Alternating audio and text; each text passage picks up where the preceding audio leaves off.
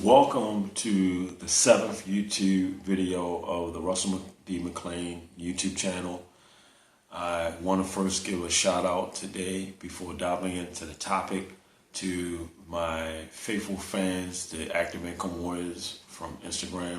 I appreciate the support that you guys give. You're precious to me. Today we're diving into the 7 mistakes that entrepreneurs make when they solely rely on online social media engagement to leverage their businesses, right?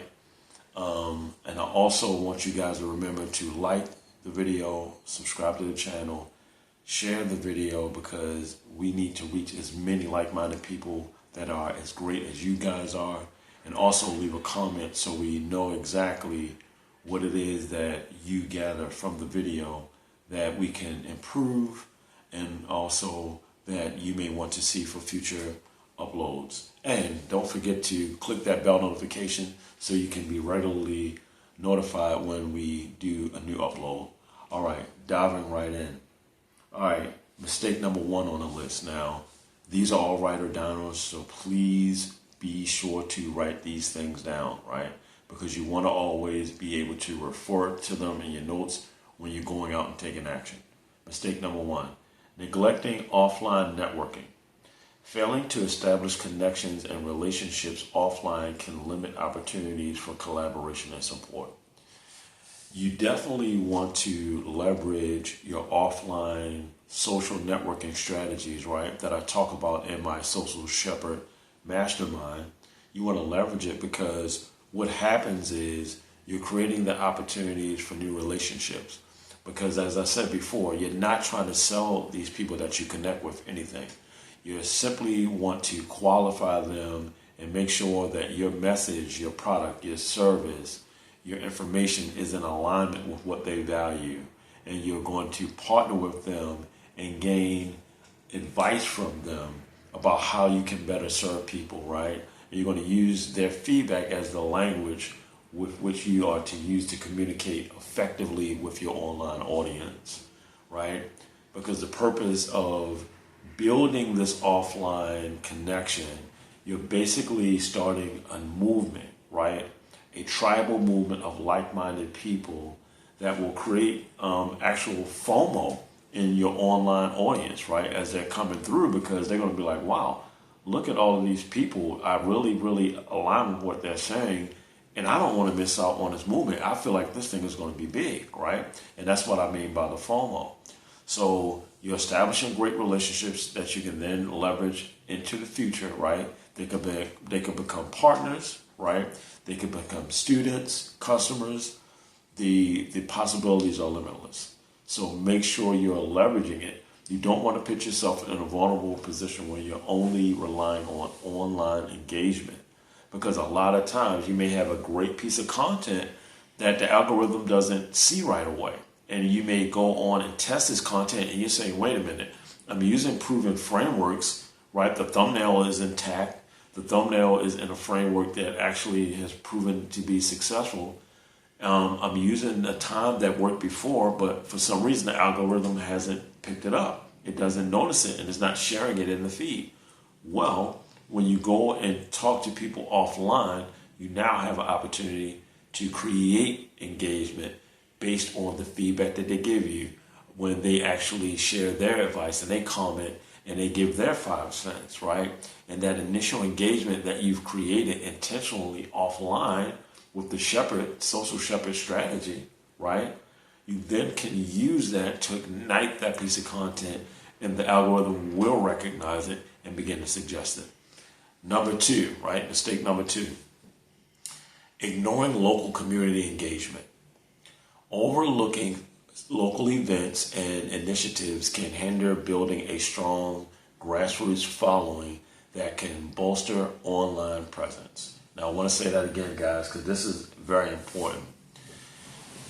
Overlooking local events and initiatives can hinder building a strong grassroots following that can bolster online presence, right? Now, there's a lot of events that happen in our communities that are in line with what we're talking about in terms of business, or it could be any cause, right? Or it could be something that's in your niche. If, let's just say you're in the fitness and you sell fitness products or coaching and training, right? There could be a health awareness event that's happening in your community where you absolutely can go and connect with like-minded people who care about the issues that you care about and who may be looking for solutions that you offer via your service or your product, right? So that's a beautiful opportunity that you can then leverage. Then you can actually take pictures with these people and the engagement of that environment and to further add to that social proof. And social proof is very, very important. Why? And I'm not talking about fraudulent social proof, right? We're talking about authentic social proof, meaning you are connecting with a qualified, like-minded audience offline that is in alignment with your current message, your product, your service, your information, that the online followers coming in organically can also relate to and identify with, right? Because in order for them to have that FOMO, that fear of missing out on that tribal movement, they have to first identify themselves as a tribe member, right? So you want to leverage these opportunities, and there's a lot of events going on in our communities. We simply have to make ourselves aware about what's going on and connect with these people in real time. And I'm telling you, the personal relationships that you generate offline will actually bode so well for you online. It will be very effective because people will see that you're a real person who actually helps to solve real issues, serving real people just like them. All right, number 3 on the list. Lack of diversified audience outreach. Relying solely on online platforms may result in missing out on potential customers or partners who are not active on social media. Now, this is another important thing. These people, right, that you're connecting with offline who may not be in social media also will be educated about what it is that you serve, and they can in the future support it, right? Because even if they don't want it, they're not comfortable with being on camera, and you might meet some people who are not, that say, hey, I'm not on social media, I don't look to be using it ever, but I like what you're doing and I want to support it somehow. Because you actually showed up and served them for free, not asking for anything, they'll feel more inclined to want to support what you're doing, right? And they still may give you an audio recording of what it is, right? And even if they remain anonymous, they still might want to actually share that and may give you permission to use the audio at least. So there's always ways that you can leverage these opportunities and connections with people. So don't get discouraged if a person isn't using the platform and you can't use them online. You still can use the feedback that they give you online and different ideas that you could then use to speak to your online audience with, right? So keep that in mind. And on to the next one, which is number 4 on the list. Failure to establish credibility outside the digital realm, right? Building authority and trust through offline interactions can enhance online reputations and credibility. Now, this goes to the authority piece that Dr. Cialdini talks about in his book, Influence, right? Because you have proven a situation out and you've demonstrated that it works well for you, you then can offer these opportunities to prove your service out, your information, your product, to these people for free, out of pocket, right? And what's going to happen? They're going to give you real live testimonials and case studies that's going to allow you to then leverage as proof of concept and make you seem like a more reliable authority when you're online, because in fact you will be, right? So this is a wise approach to this offline strategy. Because if you have a bunch of people that the people online, like I said, online can relate to, they will actually be more inclined to trust you in the words that you're speaking, right? Just like it says in scripture, right? This is the 3rd time I am coming to you. In the mouth of 2 or 3 witnesses shall every word be established, right? So they'll see you as an authority because you've helped someone just like them prove out what you have that can make them get the results that they're looking for, right? All right, now number 5, limited reach and exposure. Depending solely on online strategies may restrict exposure to audiences who prefer offline channels or have limited internet access. Right? And I want to repeat that because this goes back to the one I spoke to you earlier about connecting with people who may not even be online, but who may want to be a future customer or client of yours, right? Depending solely on online strategies may restrict exposure to audiences who prefer offline channels or have limited internet access. Now, if this is the case, right, and they still like to support what you're doing or may be more educated about online, because here's the thing, a lot of times people won't even bother with online platforms because they don't think it has anything that interests them, right? They may look at it as frivolous entertainment. But if you get in front of them sharing what you're doing online and the movement that you're creating, they may be inclined to actually join it. And let's just say they're not in a position to have that online access. They may not have the money to afford devices or whatever. You could actually help them position themselves where they can improve their experience of life so they can create the results that will then allow for them to acquire these devices. And it may motivate them, like I said, to become active online. So you don't want to miss that opportunity. So don't get discouraged if a person says, hey, I don't do social media for X, Y, and Z, but I agree with what you're saying. And I want to know more, right? So I want you to cultivate those relationships because you never know. They may actually say, you know what?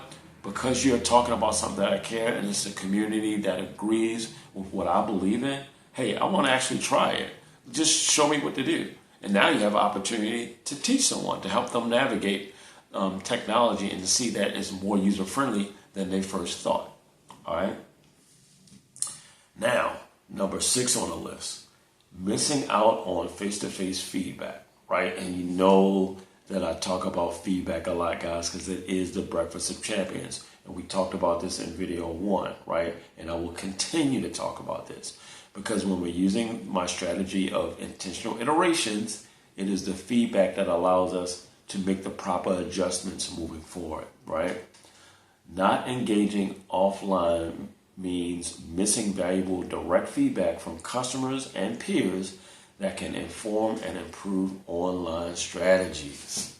Now, guys, the feedback that they're giving you, not even just on your product or service, right, or your information, right, or your level of communication, I'm telling you guys, the content that you're preparing to post, they can give you direct feedback before you even post it.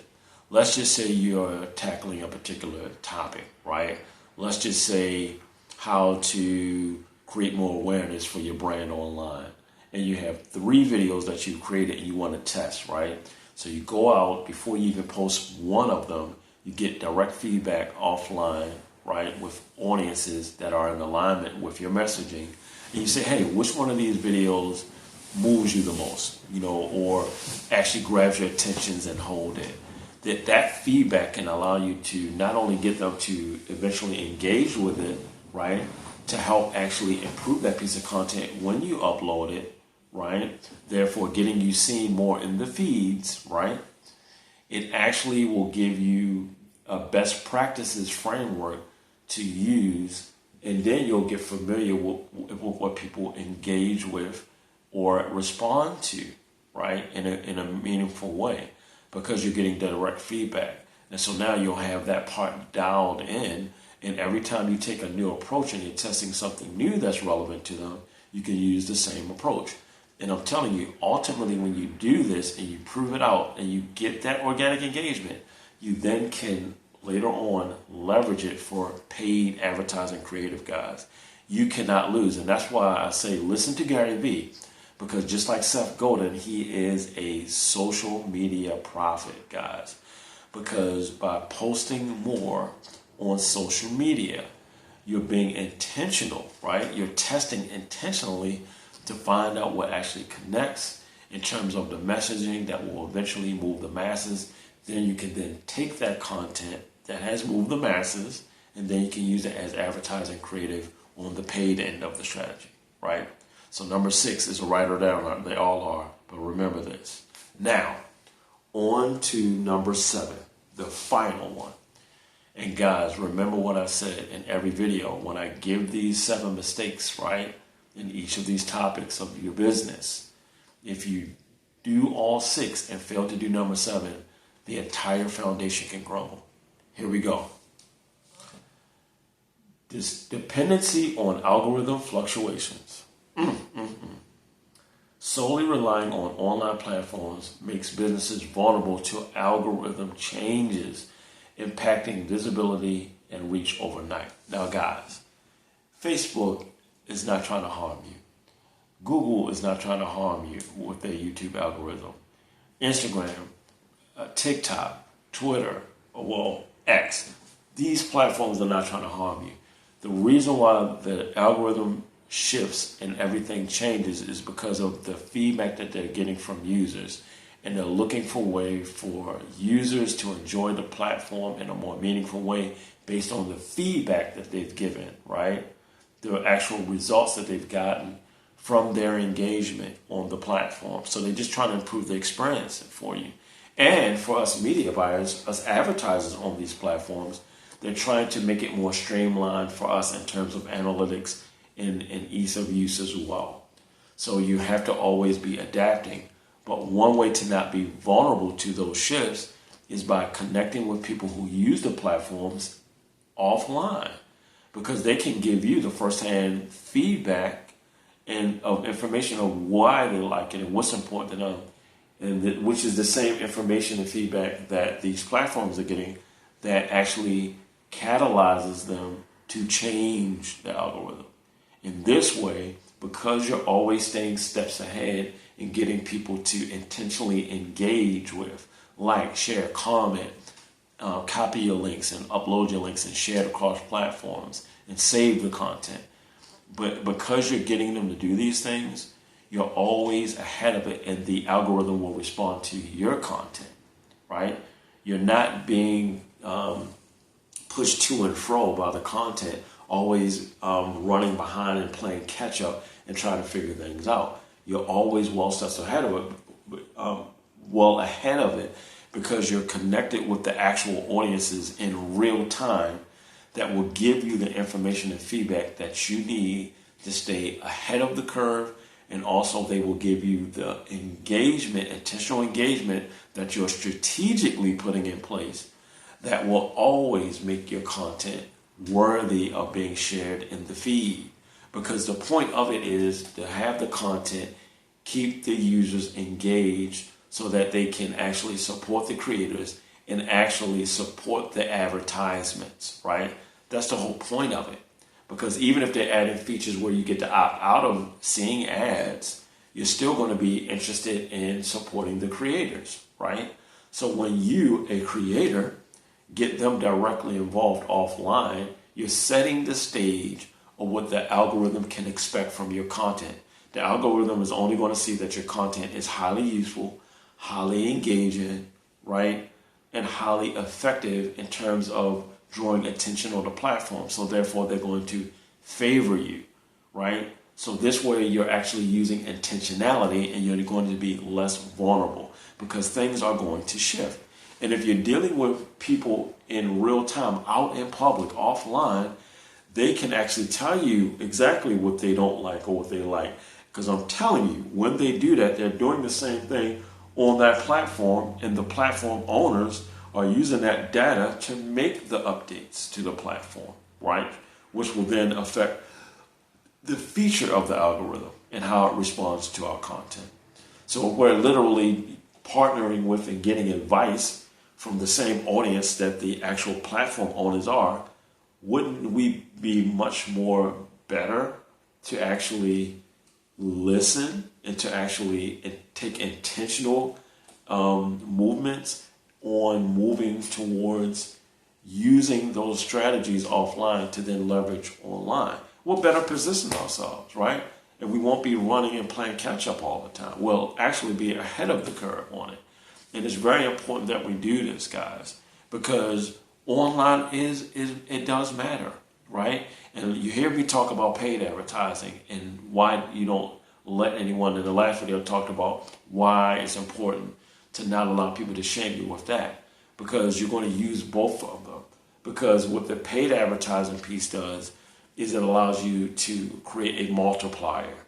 Because even though you're using paid, it's still organic in the sense that when a person sees that piece of content in the feed, either they like it or they not. They don't like it, right?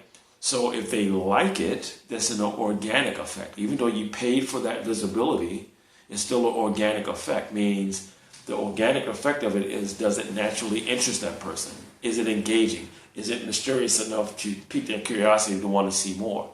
Is it actually entertaining enough that they actually want to then share it with their audiences, which is the organic piece. So there's always an organic piece to the paid part, right? So both of them are needed. And that's why I say work all three.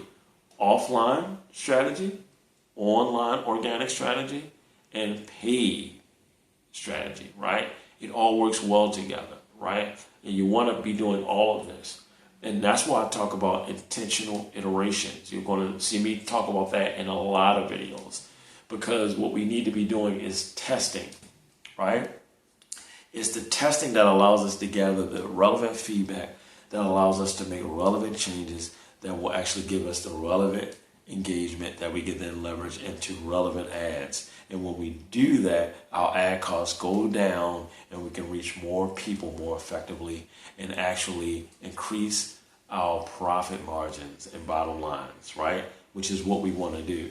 We always want to be putting $1 in and getting $3 back, right? We want it to make sense, right? So I hope this video was valuable to you guys, and I definitely want you to watch this video as many times as you need. Write these tips down so you're not making these mistakes, and use the best practices that I've shared here.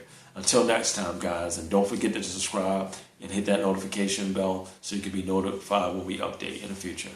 See you next video.